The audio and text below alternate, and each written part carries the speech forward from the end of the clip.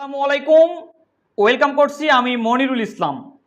বাংলাদেশি তরুণ pacer Nahid রানাকে ভারতের মাটিতে জব্দ করার জন্য একেবারে মাস্টার মাইন্ড প্ল্যান তৈরি করে ফেলেছে ভারতীয় জাতীয় দলের কোচ গৌতম গম্ভীর।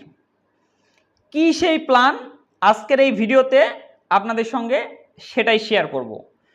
আপনাকে যদি আমি গৌতম গম্ভীরের নাম বলি তাহলে নিঃসন্দেহে আপনার মাথায় কিন্তু একজন মাল্টি ট্যালেন্টেড ক্রিকেটারের ছবি ভেসে উঠবে।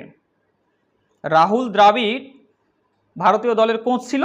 রাহুল দ্রাবিড় চলে যাওয়ার পরে এবারে কিন্তু বর্তমানে দায়িত্ব পেয়েছেন গৌতম গম্ভীর।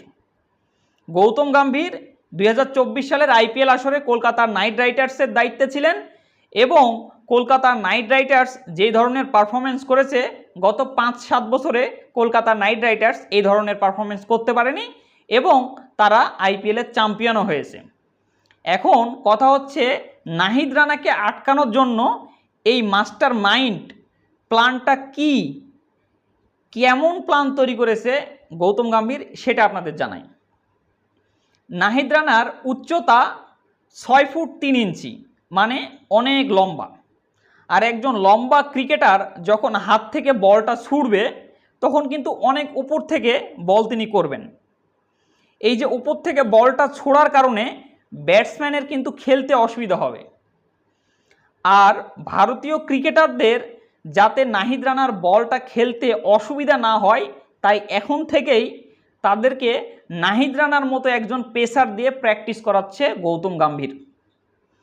পাঞ্জাবের একজন ফার্স্ট ডিভিশন লিগ খেলা ক্রিকেটার, তার নাম হচ্ছে গুরনূর। এই বলারকে তারা তাদের ক্যাম্পে ডেকে এনেছেন এবং নাহিদ রানার মতোই তার উচ্চতা, নাহিদ রানার থেকেও বেশি। এই গুরনূরের উচ্চতা হচ্ছে 6 ফুট 4.5 ইঞ্চি।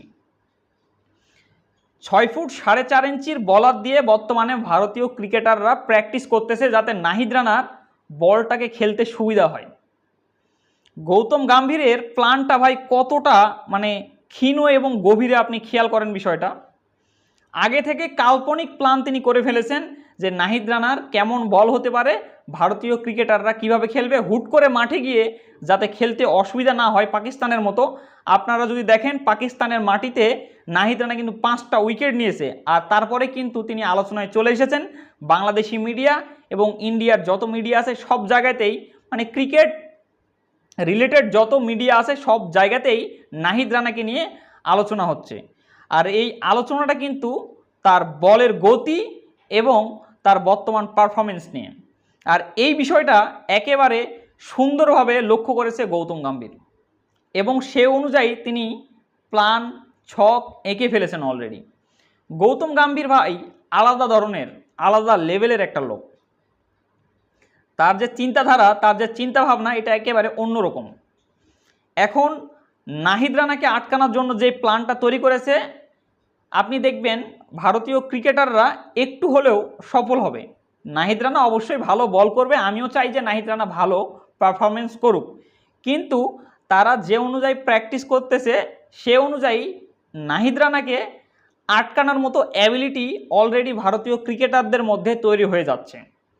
এবং পিচ নিয়ে আমি একটা কথা বলেছিলাম গত ভিডিওতে, মানে 2 দিন আগে, যে ভারত কিন্তু স্পিন সহায়ক পিচ তৈরি করতে পারে এবং আমার কথাটি ঠিক হয়েছে। বিভিন্ন মিডিয়া বা বিভিন্ন সংবাদ মাধ্যম অনুযায়ী যতটুকু জানা যাচ্ছে ভারত চেন্নাইয়ের স্টেডিয়ামে যে পিচ তৈরি করেছে এটা স্পিন সহায়ক, কারণ বর্তমানে বাংলাদেশের পেসারদের পারফরমেন্স ভালো, সেক্ষেত্রে তারা স্পিন সহায়ক পিচের দিকেই ধাবিত হবে। এটা আমি আগেই একটু হলেও আঁচ করতে পেরেছিলাম। এখন দেখার বিষয় বাংলাদেশ দল ভালো খেলে এবং বর্তমানে ভালো খেলতেছে। ইন্ডিয়া দল তো নিঃসন্দেহে একটা ভালো ক্রিকেট দল। বাংলাদেশ ইন্ডিয়াতে গিয়ে কেমন পারফরমেন্স করবে কমেন্ট করে জানিয়ে দিন আপনার মতামত। দেখা হবে পরবর্তী ভিডিওতে, সে পর্যন্ত ভালো থাকবেন। আল্লাহ হাফেজ।